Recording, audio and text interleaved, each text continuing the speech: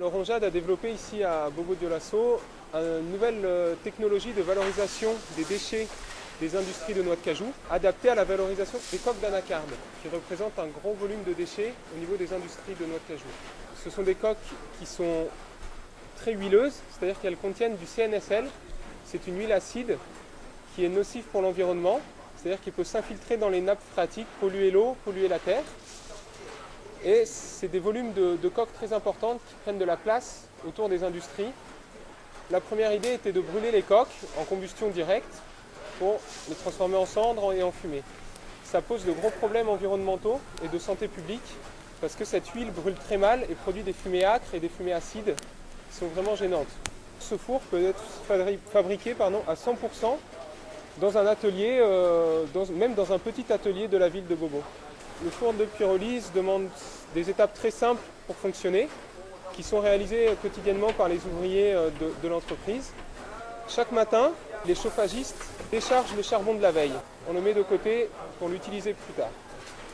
Ensuite, on va allumer un petit feu dans le bas du four à base de coque pour lancer un peu, chauffer l'ensemble.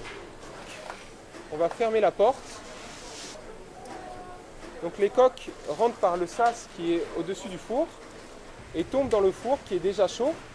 En présence de cette température et comme on a un défaut d'oxygène à l'intérieur, les coques vont se décomposer et créer le gaz de pyrolyse qu'on va valoriser pour chauffer la chaudière.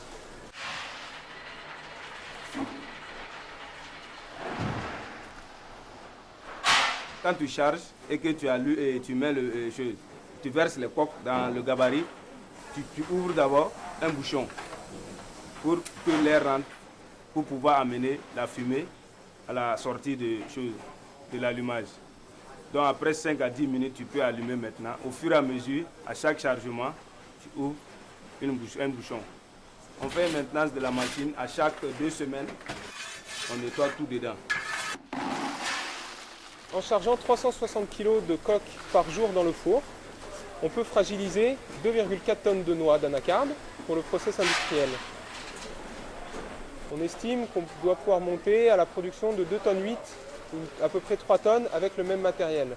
Quand nous sommes arrivés dans cette unité de transformation de la noix de cajou, la chaudière fonctionnait avec un combustible bois. Actuellement et de manière quotidienne, les gaz de pyrolyse permettent d'économiser entre 400 et 450 kg de bois. Après le traitement des coques, on obtient du charbon de coque. Il est valorisable directement dans des foyers de cuisinières. Il a des caractéristiques proches des charbons trouvés dans le commerce.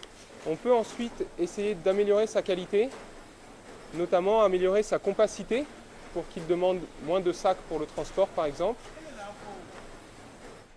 Cette technologie peut être valorisée par les crédits carbone. Elle peut être utilisée dans le séchage de mangue. Elle peut être utilisée dans les huileries de coton. La principale perspective, c'est avant tout que la pyrolyse devienne une affaire burkinabé et soit appropriée localement.